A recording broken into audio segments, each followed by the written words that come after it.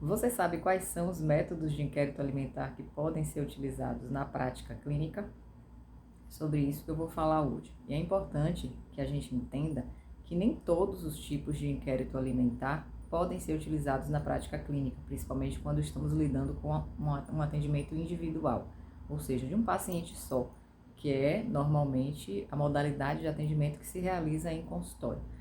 Então, um exemplo clássico é o recordatório de 24 horas, que é um dos mais importantes que a gente aprende durante a graduação. Ele tem algumas especificidades, mas tem muitas limitações. E apesar de ser o único método que é validado para ser utilizado em pesquisas clínicas, em coleta de dados, etc., na prática de consultório é um método que é inviável, justamente pelo fato de que ele vai refletir o consumo alimentar das últimas 24 horas. Então, é um momento de consumo alimentar muito pontual. E como, basicamente, o perfil de paciente que nós atendemos em consultório são pacientes que nos procuram por conta de algum tipo de patologia crônica, vamos entender que essa patologia crônica, ela não foi adquirida a partir de um hábito alimentar pontual, ou seja, do último dia, no caso.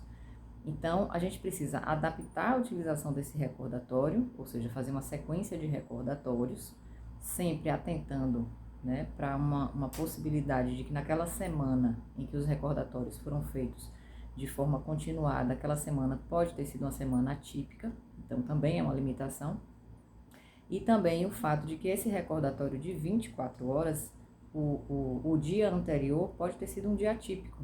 Então, um dia que foi um feriado, que foi um final de semana, ou um dia que especificamente aquele paciente bagunçou toda a sua alimentação por alguma razão específica. Ou o contrário, ele tem uma alimentação muito desregulada, mas por coincidência, nessas últimas 24 horas, ele conseguiu de alguma maneira ajustar o consumo alimentar, melhorando quantidade, melhorando qualidade.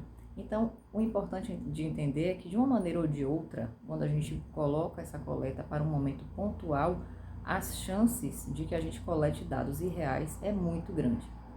Então, eu venho chamar a atenção de que o recordatório de 24 horas, para ser utilizado na prática clínica, ele tem várias limitações que não compensa a gente utilizar, porque certamente são dados que não vão refletir o hábito do nosso paciente. E, consequentemente, se nós não conhecemos o hábito dele, nós não vamos entender o porquê que ele chegou àquela condição atual de doença, seja de obesidade, de baixo peso, de um processo alérgico, inflamatório, sistêmico, enfim. Então, é importante que a gente conheça o hábito, o consumo regular, tanto quantitativo quanto qualitativo, dos alimentos, né, pelos nossos pacientes. Então, o método que é sugerido e que realmente na prática é eficiente para que a gente colete os dados dessa forma é a frequência da ingestão habitual, que, como o próprio nome diz, a gente vai conhecer o hábito do nosso paciente, ou seja, a rotina, o que ele faz, o que ele consome na maioria dos dias da semana. Então, existem algumas peculiaridades também nesse método. Não é um método em que a gente coleta os dados de forma aleatória e o paciente responde qualquer coisa.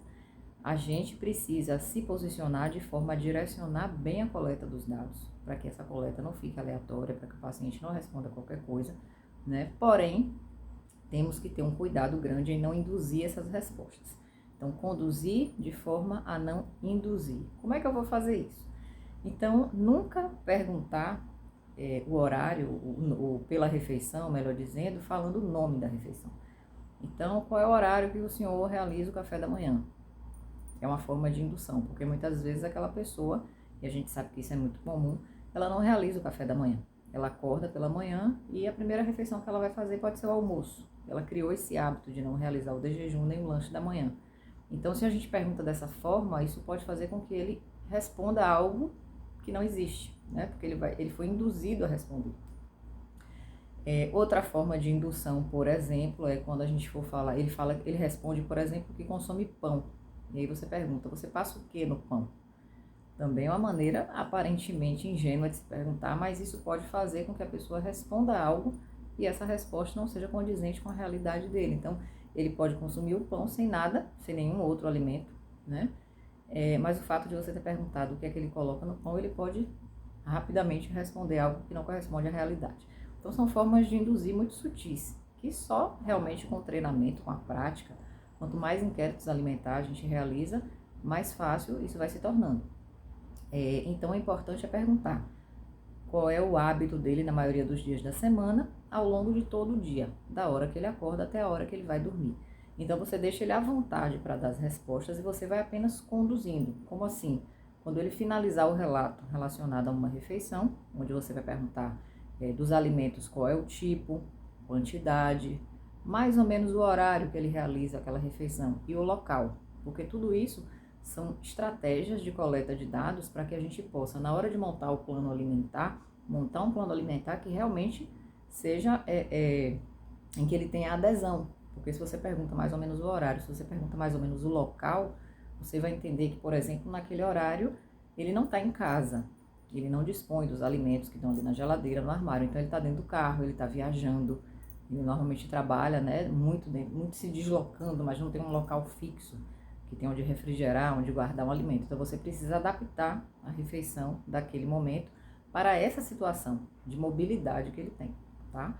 Então são dados importantes que a gente precisa ter para que na hora de montar o plano alimentar, a gente consiga montar um plano alimentar que seja realmente personalizado e principalmente que o paciente consiga seguir, porque não é uma coisa muito incomum os pacientes reclamarem que um plano alimentar que um determinado nutricionista prescreveu foi totalmente inviável para sua prática, para sua rotina.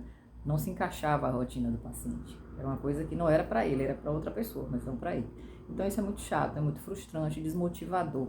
Então, a gente precisa realmente trabalhar com essa individualidade e um ponto-chave é saber fazer o inquérito alimentar de forma adequada, coletando o máximo de dados possível, para que a gente garanta a elaboração de um plano alimentar eficiente.